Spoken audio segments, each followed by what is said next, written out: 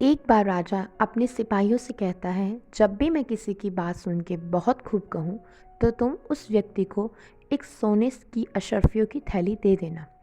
सिपाही जी हजूर कह के वहाँ से चले जाते हैं।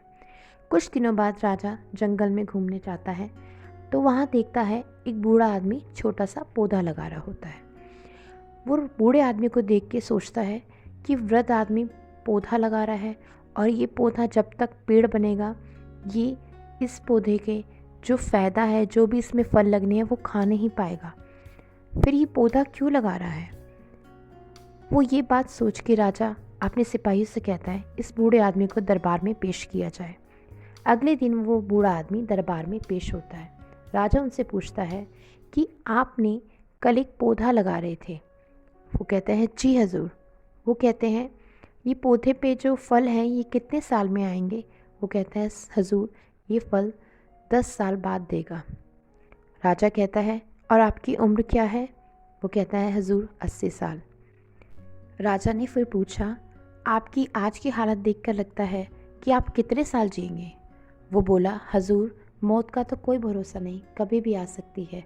तो राजा ने कहा कि फिर आप ये बेकार की मेहनत क्यों कर रहे हैं? जो पौधा आप लगा रहे हैं उसके फल आप खा नहीं सकते, तो आप क्यों लगा रहे हैं?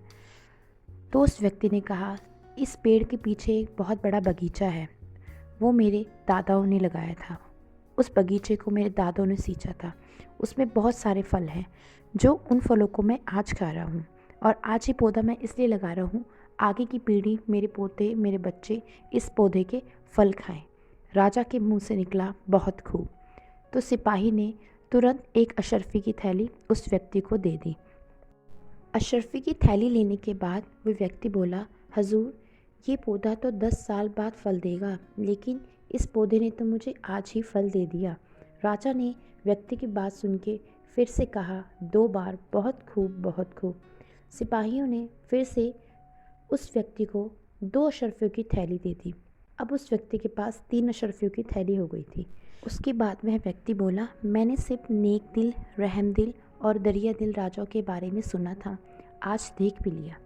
राजा ये सुन के 2 बार और बोले, बहुत खूब, बहुत खूब। उस व्यक्ति को 2 और अशर्फियों की थैली दे दी। तो इस कहानी से हमें क्या शिक्षा मिलती है? इस कहानी से यही शिक्षा मिलती है, अगर हम दूसरे का भला करने की सोच रहे हैं तो हमारा भला अपने आप ऊपर वाला कर देता है। सिर्फ दिल में दूसरे की भला करने की फीलिंग होनी चाहिए। जैसे वो बूढ़ा आदमी आगे की पुश्तों के लिए, आगे के लिए सोच रहा था कि वो इस पौधे के फल खा लेंगे, अपने लिए नहीं सोच रहा था। ऐसे हमें कभी कभी दूसरों के लिए भी सोचना चाहिए, क्योंकि जब हम दूसरों के लिए सोचते हैं तो हमारे रुके हुए काम अपने आप हो जाते हैं और उनमें ज़्यादा समय नहीं लगता।